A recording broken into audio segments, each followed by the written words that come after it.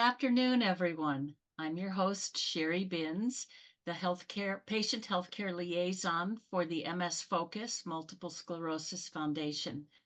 Before we start this afternoon's webinar, I'd like to introduce this year's National MS Education and Awareness Month book and toolkit. The theme for 2024 is MS Warriors Battling Autoimmunity. We wrote this toolkit with the aim to provide a deeper awareness of the immune system, benefits of and advances in treatment, and how you can advocate for autoimmune research in your own community. If you're currently subscribed to our MS Focus magazine, then please be on the lookout to receive your 2024 toolkit. Mine came 2 weeks ago, so I suspect most of you that are on that mailing list have already gotten it. If you have not and are not on the mailing list, respond to your registration email with your address and we will put you on that list and send one out to you in the mail. To make this toolkit and today's webinar possible, I'd like to thank our wonderful sponsors, Genentech, Sandoz, Viatris, EMD Serono, and Sanofi. Thank you for all of your time. Enjoy the webinar. Now, I'm thrilled to introduce our speaker. Dr. Brad Willingham is the Director of MS Research at the Shepherd Center in Atlanta. His work focuses on the development of innovative technologies and strategies to advance neurorehabilitation. Dr. Willingham is originally from the Atlanta area, and he started his career in rehabilitation working as an exercise physiologist at the Shepherd Center. Through his experience, he became interested in scientific questions that could guide evidence-based treatment strategies and developed research collaborations that led him to complete his PhD in exercise physiology at the University of Georgia. Before his recent return to the Shepherd Center, Dr. Willingham spent the past 4 years serving as a postdoctoral fellow at the National Institutes of Health, where he received advanced training in neuromuscular physiology and bioenergetics. Dr. Willingham, we are so pleased to have you join us today. Thank you for taking time to educate us all. Take it away. Oh, thank you so much for having me, and thank you for the opportunity to speak on such an important topic. I'm going to try to share my screen here, and you can just let me know if we're live. We're doing good.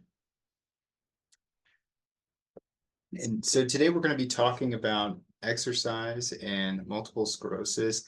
As was mentioned, I started my career as an exercise physiologist, working here at Shepherd Center, designing and implementing exercise strategies for folks living with spinal cord injury, multiple sclerosis, and brain injury. And through that process, I became more and more interested in how we can expand our knowledge of exercise to create more accessible exercise programs and more effective exercise programs for folks living with neurological conditions such as MS. So today, we're going to cover a range of topics. We're going to talk a little bit about exercise in general and the history of exercise in MS care. We're going to talk about why we need to exercise, how we exercise, what research says about the benefits of exercise. And we're also going to talk about considerations, adaptations. And then towards the end, in the second half of the presentation, we're going to start discussing immune function and how exercise impacts inflammation. Then, of course, we'll end with any questions you may have. So we could start with just setting up a definition.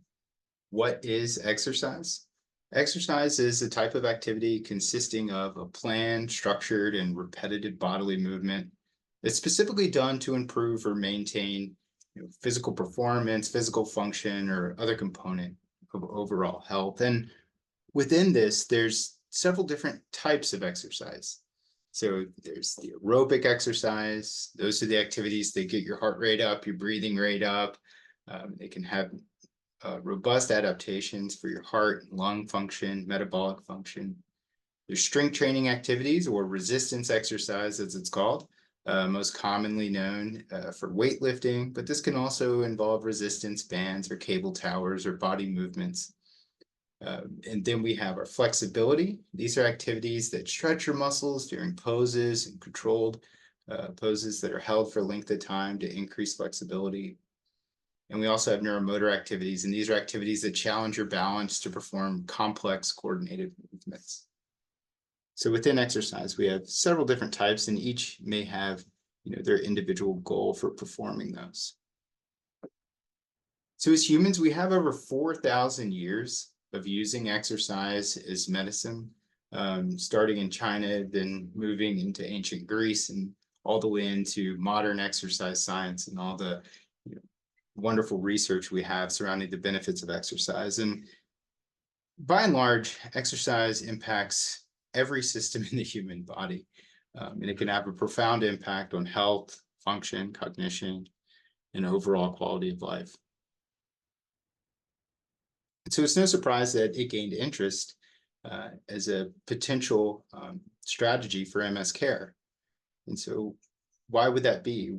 Why would exercise be relevant to those living with MS? And so a couple of reasons. And in addition to the initial neurologic damage that occurs by MS pathology, we have our primary motor impairments. Over time, you have reduced mobility and chronic or long-term reductions in physical inactivity, which can lead to secondary impairments. So breaking that down, primary impairments can be associated with reductions in balance and coordination, movement planning, muscle strength, endurance, fatigue, sensation, all of these which may negatively impact mobility and create barriers to engaging in physical activity. And so over time, with reduced mobility and reduced physical activity, we can see secondary impairments in what we refer to as deconditioning. And we see this in folks living with MS and folks without MS. And so this just occurs from simply moving less. And so we have a reduced muscle function. So that's a reduction in muscle size, muscle strength, further reductions in muscle endurance, reduced heart function, reduced blood vessel function. So your heart and your blood vessels may not as efficiently get the fuels to your body as they needed. Reductions in metabolism. You may not be able to use the food that you eat and drink as efficiently to get energy to your muscles. Also have reductions in mental health associated with physical inactivity. And so as mentioned, the good news is exercise presents an opportunity to target all of these systems individually and collectively. However, it wasn't that simple. We've come quite a long way over the past 100 years or so. So I just briefly want to talk about that journey and the history of exercise in MS care. So starting in the 1800s, we have our first report by John Abercrombie using exercise in MS care, of asking an individual living with MS to engage in exercise, and reported through his scientific writings an improvement in symptoms. And while this was an initial report in the 1800s, it still wasn't commonly accepted. And in the late 19th century, we had a French neurologist, Charcot, another neurologist, Hammond, who also started reporting using exercise and positive benefits in exercise of folks living with MS. So it's gaining some momentum, but then in the late 19th century, there's the description of Uthoff syndrome or Uthoff sign, that with exercise, with vigorous physical activity or increases in body temperature, it may lead to a worsening of symptoms associated with MS. And so this caused some concern and some pause on the implementation of exercise. And so through the late 1800s, early 1900s, there was some uncertainty around exercise, and some of the main scientific writings and medical position statements at the time suggested against physical activity and against exercise for those living with MS. But then around the 1940s, 1950s, there was an increase in funding for MS research and some advocacy for MS research, and really let's explore some different strategies here. Let's explore physical exercise, explore physical rehabilitation, and getting some funding for those research studies. And so about in 1980s is when we start seeing some really rigorous, systematic clinical trials looking at the effects of exercise. And the Shapiro-Petitjean study here in the United States was the first randomized controlled trial looking at the effects of exercise. And it showed that exercise was indeed safe and potentially effective for folks living with MS and may mitigate some of the symptoms. Well, now here we are, and we've had a huge increase since the 1980s in research funding and exploration of the impact of exercise for folks living with MS. And we now have recently, in the past decade or so, developed some evidence-based guidelines of, okay, not only is exercise safe and there are benefits, this is how we should exercise. And we'll touch on some of that too. And so what do we know about exercise in general from all of this scientific research that's been done over the past several decades? Well, we know that exercise can actually be safe and effective for folks with a wide range of neurologic conditions, including multiple sclerosis, spinal cord injury, brain injury, and others. And that importantly, exercise can be safe and effective for folks across all ability levels. We just need to determine what exercise is safe and appropriate, and how can we adapt it to overcome the barriers and meet the needs of the individual. So to touch on some of that research specifically, there was recently last year a review study published. And so this is a scientific paper that reviews several different studies, and it found that over 26 clinical trials involving over 1,000 research participants, exercise was indeed safe, and it had a comparable safety profile to those without MS, and that it may actually mitigate some of the symptoms as discussed. So when we talk about mitigating symptoms, what does scientific research say about the benefits of exercise? Well, the rigorous clinical trials from the scientific literature suggest that exercise training, so prolonged exercise, not a single bout, may increase strength, increase endurance and reduce fatigue, improve balance and coordination, lower the risk of cardiovascular and metabolic diseases such as heart disease, diabetes, etc., vascular disease.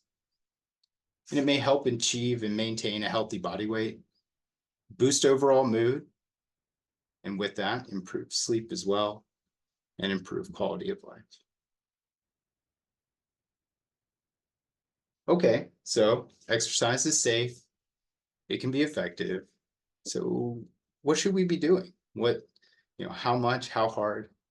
So based on the current literature, exercise guidelines for folks living with MS suggest that for aerobic activity, again, those exercises, you're getting your heart rate up, getting your breathing rate up. So that could be seated cycling. It could even simply just be moving your arms in a pattern to get your heart rate up without any resistance.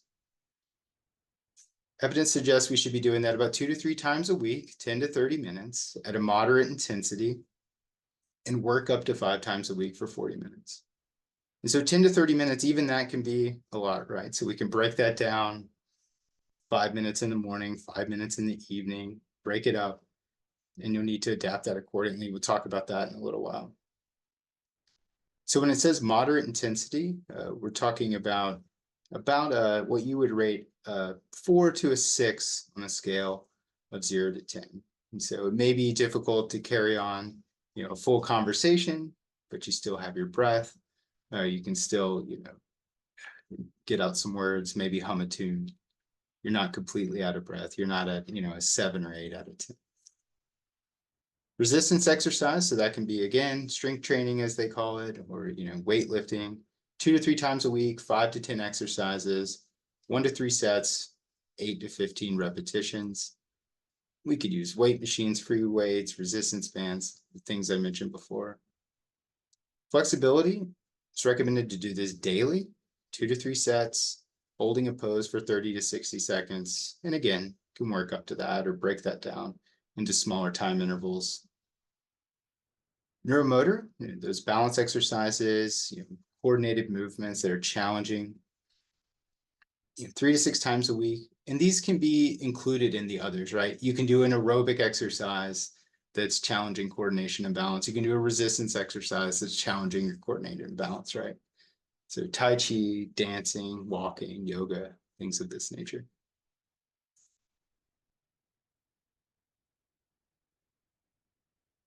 So where do I begin? We could have a whole other webinar on this. So I'll try to be brief here, but I think it's just important to outline, where do I start? How do I even get involved? And so step one, check in with your doctor, hey, I'm thinking about exercising. What do you think? Is it safe? Do I have any other conditions related to, heart function that may be of a concern before I start? Review the guidelines we just did here, and those are available publicly on the internet. Please reach out to me if you need a link. And set goals. This is important. Set goals that are manageable, that are important. They challenge you a little bit, but they're manageable. They're realistic. And give yourself some grace along the way. You may have to modify that goal. I want to do 5 days a week. Let's do 3. Make a plan. How are you going to do that, right? Where are you going to exercise? What time are you going to exercise? These things have been shown. Research has shown these can help achieve your goal. And then you're ready to start. Backwards, sorry.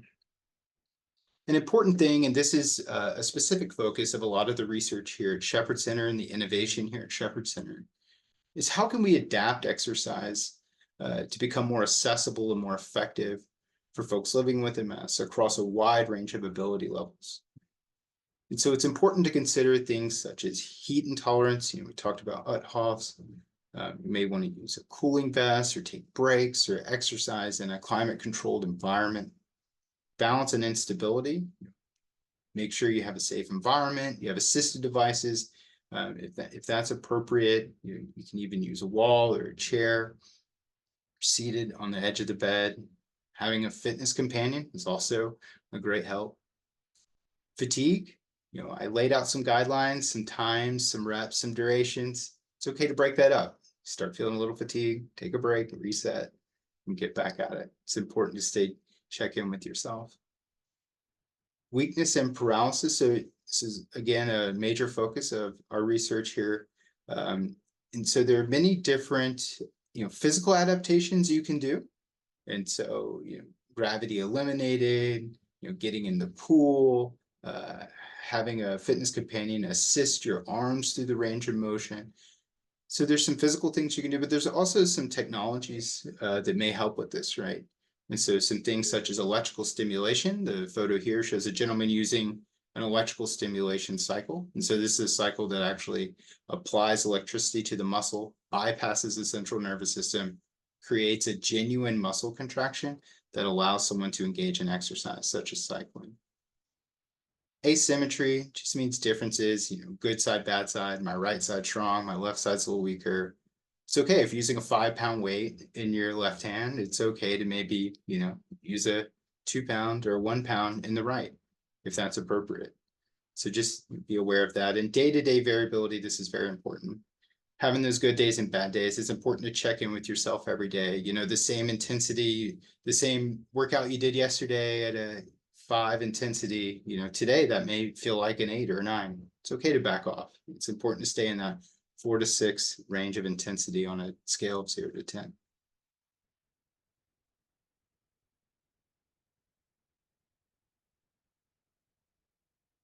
So with that foundation set, we can move into talking about exercise and the immune system, and specifically how exercise may impact inflammation in folks living with MS. So what does the research say about that, and how do we interpret that, and where do we need to go? So before we talk about the immune system specifically, it's important that we understand how exercise works. How does exercise, drive adaptations, all these benefits that we just discussed? How does it do that? Well, in general, it's this concept that we call hormesis. And hormesis is just a term to say that in general, and this applies to exercise, we'll demonstrate that in a minute, but while a long-term stress on a system may be harmful, high blood pressure, for example, a small or moderate amount of that same stress may actually be beneficial for health and function. And so exercise demonstrates this across many, many different systems, across many different components of health. And so we can kind of break that down and talk about it. So when we talk about exercise is medicine, so exercise leads to these wonderful adaptations. You go see your doctor, have a high resting heart rate, have high blood pressure, have fatigue, I'm stressed out. It may be suggested that you engage in exercise training to reduce your heart rate, your blood pressure, your fatigue, or your stress. And so if you come in, you have this elevated marker up here, it's high, it's out of this ideal range. If you participate in exercise training, the scientific research shows that you can, get that under control. You can get it into the ideal range, no matter, blood pressure, fatigue, stress, etc. But how does it do that? Here's the interesting thing, which you might know, but may not have thought about it in this way. Well, during the actual exercise bout itself, these markers actually go up even more, right? So you have a high resting heart rate, high blood pressure, high fatigue, high stress. You want to reduce that by engaging in exercise. Here's the interesting thing. During the actual exercise activity, heart rate's going to go up, your breathing rate's going to go up, your blood pressure is going to go up, your fatigue's going to increase, your overall stress is going to increase, and it will persist a little bit through the recovery period as well. And so this is that hormesis phenomenon. This is the signal and the stimulus that allows your body to adapt and recovers, builds back better and stronger, and it actually leads to an overall reduction at rest. So the question is, well, how does this relate to inflammation? Well, we can take the example of skeletal muscle, for example. So I mentioned resistance exercise, strength training. It can result in bigger, stronger muscles. Well, how does that happen? Well, actually, the immune system plays a key role in this process. And so on the left, you see our untrained muscle before exercise. It's smaller, skinnier, weaker. And on the right, we have our bigger, stronger muscle that's adapted to exercise. Well, what's interesting is what happens is when you exercise, you actually induce an amount of stress and strain on this muscle when you exercise. This causes stress and strain within the muscle that therefore the immune system responds to that, right? Okay, we have a problem. Let's call in the immune system. Well, the immune system actually localizes to the muscle, to the site of where the stress and strain occurred. So if you exercised your arm, you have an increase in inflammation in that arm muscle. But these immune cells are actually what helps clean up any damage that occurs. So a low grade, healthy amount of damage does occur in the skeletal muscle during exercise. And it also creates an important signal to the other components, to the endocrine system to say, hey, we need these hormones, we need these proteins, we need these building blocks to come in. We need to rebuild bigger and stronger. And so we have a lot of scientific research from animal models and cell biology demonstrating that if we remove this immune system response, we actually don't get an adaptation. And so this immune system response is critical in driving the appropriate repair processes so we can increase our muscle mass and increase our strength from exercise. And this is just one example. This occurs throughout many systems. And so what we're seeing in the scientific literature, and there's a lot on this slide, don't worry about all of it, we'll walk through it. A growing body of scientific evidence indicates that exercise does impact the immune system in folks with and without MS. And the magnitude of those responses are statistically similar And so this is the gist of what large reviews of the scientific literature are starting to reveal. Now, we still need some work on this, and I'll talk about that in a minute. But in general, I just took this panel straight from a scientific publication, and you don't need to worry about the specifics. So these are actually just showing the concentration of immune cells and cytokines in the blood before and after exercise. But we don't necessarily need to worry about the nuances of what markers these are. You just think of this as immune activity, right?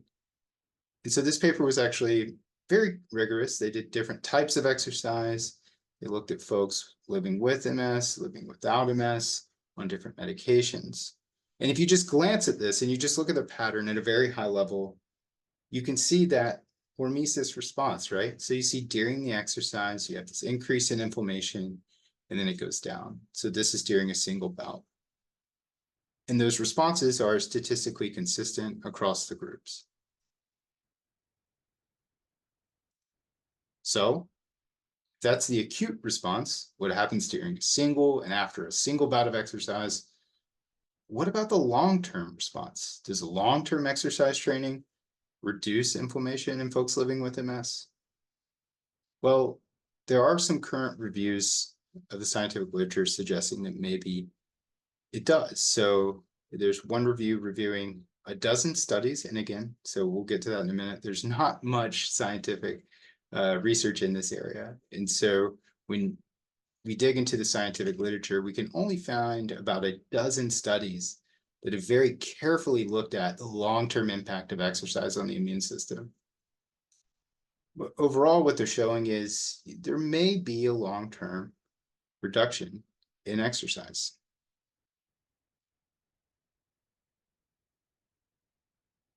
So what's interesting though, is that same exercise, that same review I talked about earlier that found that exercise was safe and effective.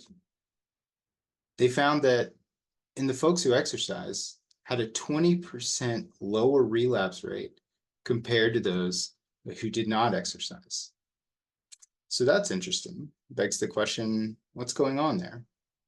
Is exercise impacting the immune system? Is it having a disease-modifying effect? Well, the review I just cited, looking at 11 research studies, about a dozen, said that exercise can lead to a reduction in some markers of inflammation, but not all. So it's still not clear. We're seeing a reduction in relapse rate. It's still not clear exactly how that's happening with exercise or how exercise is driving that. The good news is that overall, the scientific research suggests that long-term exercise does not appear to increase inflammation, which is consistent in what we see with folks without MS. So that's good news. But how? It's interesting, right? So again, the study found a 27% lower relapse rate for folks engaging in exercise. So that's interesting. That suggests that exercise may be impacting the immune system in a way that is, a disease-modifying effect, reducing relapses. How is that happening? Well, the short answer is just we need more studies in humans. As I mentioned, there's only 11, 12 rigorous studies out there. So we need some more. But we do have a lot of scientific evidence from animal models of multiple sclerosis. And these animal models allow us to explore inflammation and exercise interactivity in a little bit more detail. We can do a lot of assays. We can look at a lot of different cellular markers and see, hey, what's going on? And what animal studies are showing is exercise can actually limit the infiltration of various immune cells into the central nervous system. So that's interesting. And exercise can also modify the quantity, function, and migratory potential, or the mobility of immune cells.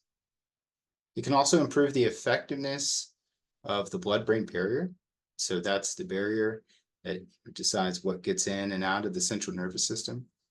So exercise in animal models of MS has shown that exercise can improve the integrity and the effectiveness of that barrier. And there's an overall shift, just at a high level, away from a pro-inflammatory state to an anti-inflammatory state. So there is promise to keep investigating this effect in humans. We just need a little bit more data to determine what exactly is going on. And the other thing, as we kind of near the end of our discussion here, the other thing I also wanted to discuss is inflammation, as you all know from this series, and I'm sure the other webinars, it's a very complex system, the immune system. It is impacted by nearly every aspect of our life and our lifestyle. Thing we eat, everything we do, even our, emotions and stress, our sleep patterns, all affects our inflammatory profile in our immune system. And so when we think about the impact of exercise on the immune system, we also have to think about the many different ways it might do this, right? So as I mentioned, exercise has been shown to impact nearly every system in the human body. So starting with that, what we also know is that fat tissue, or in the scientific literature, you'll see it referred to as adipose tissue, means fat tissue, is actually a strong source of inflammation. And so a lot of systemic or gross inflammation we see in folks is actually related to the amount of fat tissue they have. And there's many ways that fat tissue or fat cells cause inflammation. They have trouble getting adequate blood flow.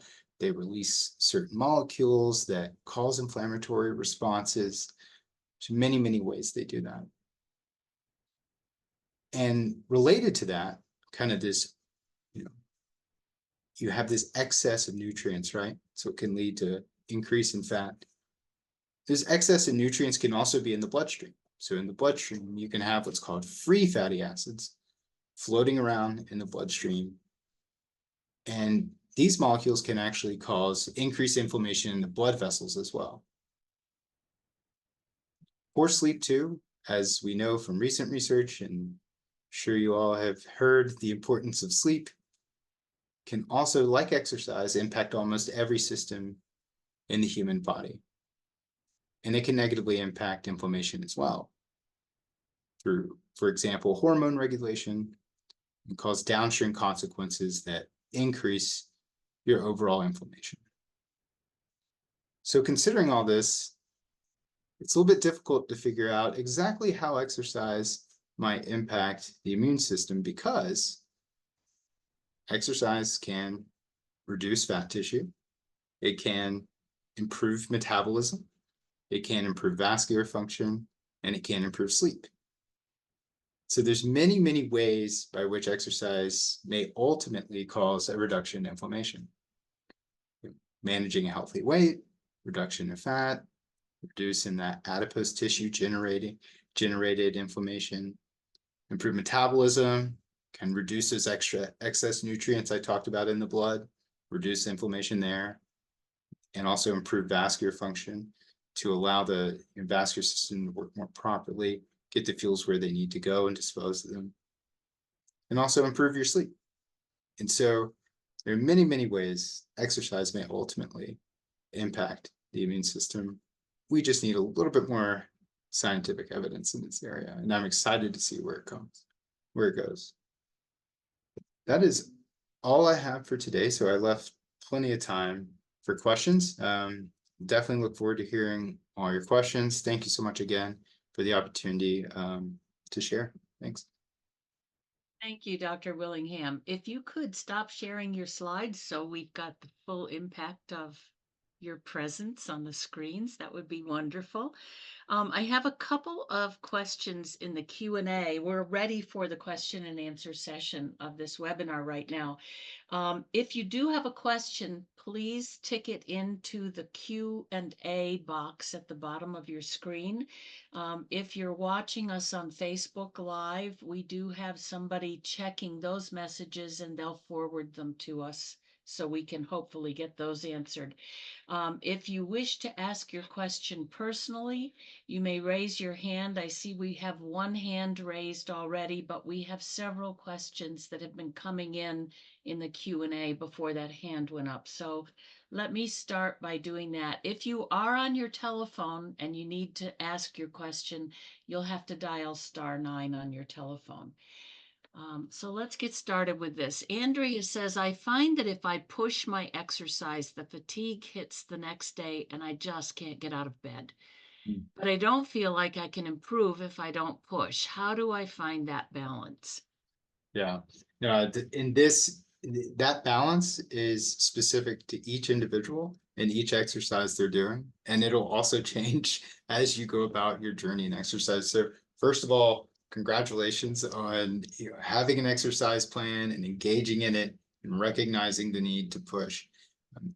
So what we see with fatigue, first of all, fatigue, as you know, it's a very complex phenomenon. So the source of fatigue can be many different sources, and that varies from individual to individual. But in general, we do see that chronic long-term exercise training can result in an overall reduction in fatigue. However, your question is actually a very active area of research in our laboratory as well. Is okay, I hear that exercise can improve fatigue, but what about on a day-to-day basis? If I engage in my exercise program, does this mean I'm not going to be able to engage in my lifestyle activities that I want to do this evening or tomorrow? How do I manage them, right? And so you're getting at it right there is, well, how do I manage that? Well, it all comes down to managing your exertion without over fatiguing. And so again, I would first go back to that 0 to 10 scale. We call that the rating of perceived exertion scale. I would recommend trying to keep that between a 4 and 6. And so even though I know you may be really excited about your exercise, you may want to push to an 8, you may really want to get that heart rate up and feel the good burn. I would encourage you throughout the duration of that exercise to keep it between a 4 and 6. If you still find that you're getting that fatigue the next day, then maybe break it up. And so these recommendations say, hey, this many days, this much time, but you can break those bouts up. Try a bout in the morning, bout in the evening, not do it all at once. Or maybe taking a day on, day off isn't the best way. Maybe it's better to do a little bit each day. And so finding out the right balance for you is going to be the key. But that's where I would start in terms of, teasing that out. And based on what we know from the studies we've done here and, all the programs that we deliver here is over time, that will change, right? So you'll be able to do a little bit more, with a little bit less fatigue, and a little bit more, with a little less fatigue. So I hope that helps you get it, finding a solution for you. Thank you. Elizabeth says, I exercise a lot, 2 to 3 hours every day. Can this adversely affect my immune system and be more inflammatory? 2 to 3 times a day. Yeah, so we didn't talk about that piece. Again, there is some scientific evidence on this in folks without MS, but there's very limited scientific evidence on this component. And that component I'm referring to is recovery, right? So you said 2 to 3 times a day. First of all, congratulations again for engaging in the exercise. 2 to 3 times a day sounds wonderful. But you do need to be careful with the recovery period too, right? And so she said 2 to 3 hours a day. Oh, hours a day. Okay. Yes. Still, that's a lot. Sorry, I don't have the chat pulled up. So with the 2-3 hours a day, I mean, it sounds, if you're sustaining that, it sounds like you're engaging in that regularly. It sounds like you are enjoying this program and you are seeing the benefits of it. So 2 to 3 hours, it would depend on what the type of activity you're doing in that time, how intense. I would still recommend keeping it within that 4 to 6 rating. But the key thing here is going to be the recovery, right? So is that going to cause an increased inflammation? As we saw during the exercise, you do have this, hormesis response, right? And with the muscle slide, you saw that, you do get a little bit of damage. You have to rebuild and recover. And that goes for vascular system, immune system. So it's important that you allow yourself enough time to recover. So if you are doing 2 to 3 hours every day, I can't say that you shouldn't do that. It sounds great, but you just need to make sure you're alternating what muscles you're targeting, you're alternating what exercises you're doing to allow those other systems that you did yesterday to recover. I'm going to let Shelley unmute and ask her question. She has her hand raised. So Shelley, Uh, can you go ahead? yeah, in a catch-22. I've stopped physical therapy and I find that the less I do, the less I want to do, and it's just impossible to get motivated. I mean, cerebrally, I know all the benefits, et cetera, but physically, it's just impossible, to make that first step. What is an ideal first step? Absolutely. Great question. So a couple of things here. One, start low and go slow. If we're talking first step, don't worry about the guidelines. Make the guidelines your goal. Start low, go slow. The important thing here is building momentum, finding something you enjoy doing. So one of the beautiful things about exercise is really all you're trying to do is create a specific stimulus. Now, with aerobic exercise, with resistance exercise, that type of stimulus will differ, but really you're just trying to find an activity that allows you to either get your heart rate up, your breathing rate up, to stress your muscles in a way that will result in strength gains. And so there's many different activities that you can engage in, anything from, following along on dance videos on the internet to playing an activity with your dog or your family or competitive sport. There's gamified exercises you can engage in. And so I would encourage you to just find an activity you actually enjoy. And you can also, supplement that with finding folks you enjoy doing it with, finding music you enjoy doing it with, environments, might be outdoors. But then starting low and going slow, building that confidence. Okay, it doesn't matter that I did 5 to 10 minutes. I did it 2 to 3 times a week for a whole month. Now I might increase it and increase it. So those would be the just two general things in terms of starting off and building that motivation. Thank you.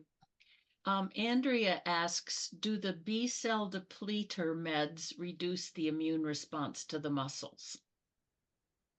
To the muscles in terms of hypertrophy, that studies hasn't been done, but that sounds like a phenomenal research question that we should definitely explore. The note with the medications and the inflammatory response to exercise that we do know from the literature is if you are having blood work done to evaluate the impact and monitor the impact of a medication, you may just not want to get that blood draw right after you exercise. That is one thing we do know from the scientific literature is be cautious of that 30 to 60 minute window after you exercise where you may have an acute increase in inflammation. But I love your research question. It sounds like a great scientific study. Thank you. Beth asks, what kind of secondary impact do seizures have? Secondary impact, I guess, related to exercise. If we're talking about the impact on exercise, it would be from a safety standpoint. But if you're talking about a prolonged impact on inflammation, I'm not sure if we have that evidence yet. Thank you. An anonymous attendee asks, how many times do you need to exercise to avoid inflammation with MS? And I think you kind of addressed that with it's completely individual. You need to find out what your tolerance is and that sort of thing. But if you have more to add to that question, please feel free. Yeah, so there's two really important things there, and one we kind of touched on, and that is recovery. Right? She used to be very young when the kids are out of their house. She can still live her life. Shelley, could you please, sorry. I see one of our attendees was not muted. All right, thank you. Go ahead. Oh no, that's great. I was just so there's two things in that question. One, so in terms of trying not to over stimulate the immune system or allow yourself to recover. The important thing is that recovery period. So exercise, but certainly allow yourself to get recovery. And there's a lot that goes into that. That's not just time since last workout. That's also make sure you're drinking enough fluids, you're getting rest, you're allowing yourself to adequately recover. But then the other thing that's kind of in there, we don't really know yet. And I don't know if this is specifically your question, but it's a good point. It's what is the actual dose of exercise that is anti-inflammatory? So we have exercise guidelines for strength and heart health and all this balance. But what about anti-inflammatory effects of exercise? What are the guidelines for that? And we just don't have the evidence yet to make those recommendations. The evidence we talked about with the potential reduction in resting inflammation, that's just following the current guidelines. So it may be that a little bit less than that could have an effect, or a little bit more than that may have a more robust effect. We just don't know yet. Thank you. And another anonymous attendee asks, how many times do you need to exercise to avoid inflammation with MS? How many times? So we don't necessarily know that yet. What we do know is that from the large review studies, and so these are studies that looked at all the available evidence. We saw the one was 26 studies that showed a 27% reduction in relapse rate. And then we had another one with 11 studies that showed a slight reduction in resting inflammation. See, within those, there was folks doing a variety of different exercises. And so it appears from the evidence that many different types of exercise and many different frequencies. Again, these were adhering to the guidelines I showed. So trying to engage in that, 150 minutes a week, ideally, but 2 to 3 times a week aerobic. That does appear to provide an anti-inflammatory effect, but we don't know the exact number of, when it becomes anti-inflammatory and when it's not effective. Thank you. Mary asks, can you exercise too much that it affects your body negatively? Absolutely. And this feeds into the recovery question. To be clear, though, the guidelines are pretty substantial. And so to even meet the recommended guidelines, you're going to be doing an alternating aerobic and resistance exercise, almost every day, right? And so if we're doing 2 to 3 times a week aerobic, 2 to 3 times a week resistance exercise, you're exercising 5-6 days a week. And that's been shown to be safe and effective. And you can even go up to as much as an hour of aerobic, an hour of strength training, many different muscles, still effective and safe. But if you are, really focused on exercise, and you're trying to train, the same muscles every day with resistance exercise, you might want to give them some time to rest and recover. Same thing with aerobic. If you're doing, one type of aerobic activity in the morning, another in the evening, you may want to allow yourself a little bit more time to recover. I will say, though, everybody's recovery period is different, and even every muscle in your body has a different recovery period. So it's, figuring out what works for you. Talked about this a little bit with the fatigue question. I just feel fatigued the next day. Well, maybe you need 2 days between exercises. That's okay. Try it out. It'll be different for each individual. Thank you. Katie asks, are there any contraindications to exercise in those taking DMTs that are immunosuppressive drugs? Not within the current evidence. We actually, so one of the studies we saw actually had participants on a wide range of DMTs. And what that study showed is the inflammatory profile, so the inflammatory response during and after exercise was not only consistent across folks on different types of DMTs, it was also consistent with folks without MS on 0 DMTs. So it appears that the inflammatory response to exercise is consistent across folks living with MS, without MS, and on a variety of different medications. And potentially, this is some of the debate in the scientific literatures, could provide a synergistic and additive effect. So it could be beneficial to engage in exercise and DMTs at the same time. provide additional benefits. On that note, it's also important, I didn't go in this because it wasn't the focus of the talk, but it is an important point, is so the DMTs are incredibly specific in what they're impacting and what they're targeting, and that's why they're effective. Exercise, on the other hand, is affecting all the systems across your body. So it's important to, if you know, our DMT is a part of your care strategy, it's also important to consider adding exercise, because it's going to hit on several different systems in your body, skeletal muscle, for example, that may not be directly impacted by the DMT. All right, thank you. Donna says, I take 2.5 milligrams of oxycodone for inflammation after my physical therapy. Advil doesn't do it now. Do you agree with this? I couldn't say that would be specific. Yeah, I would just have to know more information. Might refer you to your healthcare provider who knows you a little better. I couldn't say, I'm sorry. Well, oxycodone is a narcotic pain medication. Mm-hmm.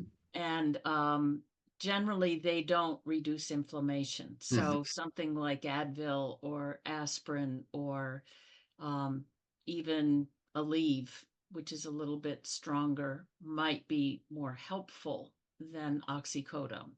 But again, that's a question I think she's going to have to take to her provider. Yeah. On that note, it's important too that, immediately after exercise, the pain that you may feel or the discomfort you may feel immediately after exercise, that's more just a physical strain and metabolic strain. So you may have some metabolic waste built up in your muscles, what they call muscle acidosis, causing some discomfort. But the inflammatory response is going to take a little time. It's to build up and to actually get some pain from that. And so, I guess what I'm saying is, don't, just because you feel discomfort with exercise, don't immediately associate that with the inflammatory response. I think too, you mentioned this earlier, the importance of hydration after exercise to get rid of that acidosis is really necessary. And also things like ice or even heat to the area of discomfort might be helpful before taking a medication to reduce that discomfort. Absolutely, yeah. Patty says, hello, Patty here from Massachusetts. I just found out last month that I have MS and the doctor recommended exercise, but I'm having a hard time because my legs are wobbly. Do you recommend any certain exercises for people who are unsteady? Yeah, well, I would have to start with find something that's of interest to you and then work backwards from there and try to figure out how to modify it, right? And so, for example, we talked about FES cycling. If cycling's something you like, there's even technologies that can help contract your muscles to conduct cycling. If you are able to contract your muscles without electrical stimulation, then you could explore exercising in the pool is always great. They have, seated cycling. The seated cycles now have, video games and apps embedded into them where you can, race on a seated cycle. Those are have, less risk of falls than a standard cycle. Also, there's many ways you can modify if you just like traditional strength training exercises. Squats, weightlifting, things like this. There's many ways you can activate those same muscle groups from a seated or a supported position.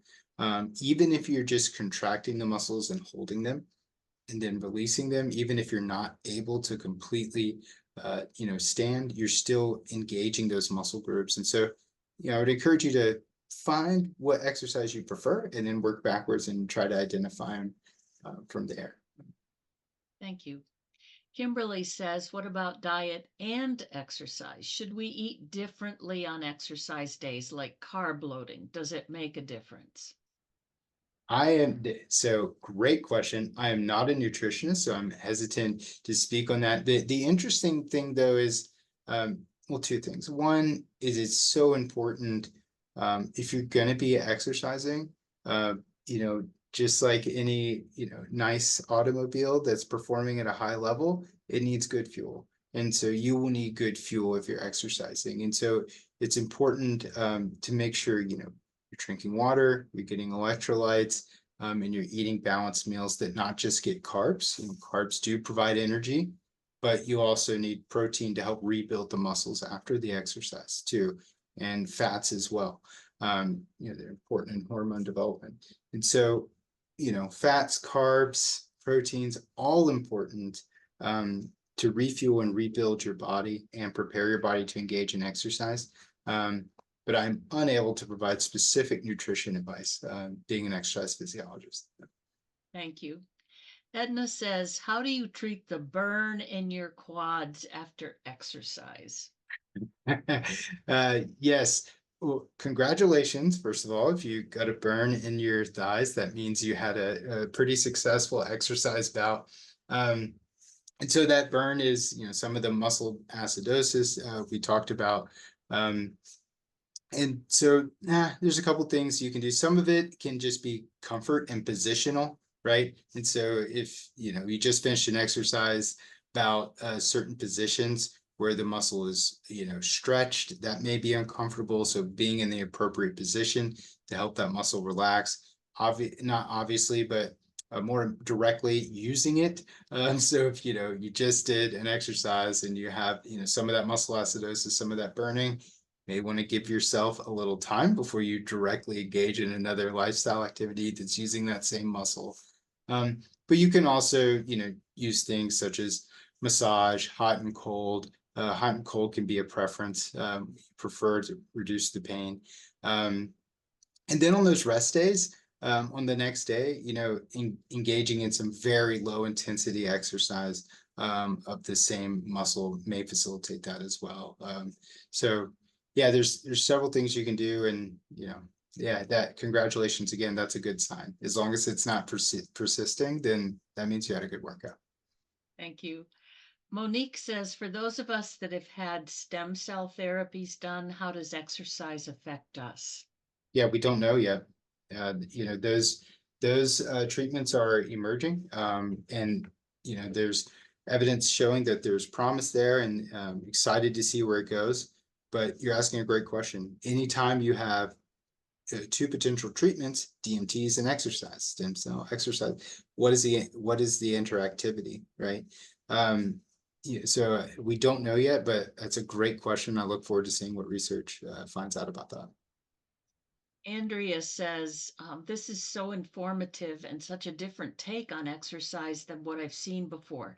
Thank you for bringing us this information. I'd love to see more from you in the future to update us on research as it's published. Oh, that was very nice. I appreciate that. I personally love exercise, and working at Shepherd my entire professional career, it's the perfect intersection of exercise and neuro rehab in medicine. And so I appreciate this is a topic I really enjoy discussing. It's tough though, because inflammation is the immune system, and inflammation is a complex thing, right? And so is exercise. It impacts, every system in the body. And so it's a very complex and nuanced discussion. As I mentioned, only about a dozen very rigorous studies to date looking at long-term effects. And so, this will definitely be a conversation worth updating, in the next year or so, for sure. Beth had asked a question earlier about seizures and exercise. She's clarifying in this statement, every seizure that I have makes my left leg extremely weak, and I have to restart with strength building process. Are there any good exercises along with walking that would help build me up so I can handle the stress of the seizures? Oh, that's a good point, right? So if you have things that occur that cause setbacks or cause you to start over, as you say, it's important to train and prepare for that, and it can help you persist. And so if it's a certain side, making sure again, when you have that experience and you're starting back, first of all, acknowledge, okay, my left side's not going to be as strong as it was, as I was doing it previously. So starting all over is the perfect way to go about it. What is the appropriate resistance to start here? Walking, great exercise. Glad you brought that up. However, walking does require a lot of different muscle groups and a lot of systems to do. And so it may be a little bit less focused than doing a resistance exercise for the muscles in that leg. And so there are many resistance exercises you could do for the upper and lower leg in a seated position, without even getting out of a chair or a bed. But when you do have those setbacks, just remember to kind of check in with yourself and say, okay, I know I was doing 4 pounds before. What do I need to do now? So you don't do too much too soon. But I would encourage you to do some muscle specific resistance exercises in addition to walking. Walking is a fantastic exercise. Thank you very much. We have reached the end of our hour. So I would like to thank our speaker, Dr. Willingham, our attendees, and our wonderful sponsors, Genentech, Sandoz, Viatris, EMD Serono, and Sanofi. Our next webinar will be next Thursday, a week from today, at 2 o'clock in the afternoon. That's April 4th, when I will be taking your questions on symptom management, medications, and making the most of your healthcare visits. Please stay on the line for a brief survey when this session ends so that we can find out what you feel that you need at the moment. We just had one more question come in. Let me just see. Oh, thank you very much for the information. It wasn't a question, it was an affirmation. And we certainly appreciated having you added to our family of speakers, Dr. Willingham, and we look forward to having you back again at some point in the future. Thank you all for attending. And we will see you next week with your questions on symptom management. Take care. Bye-bye. Thank you.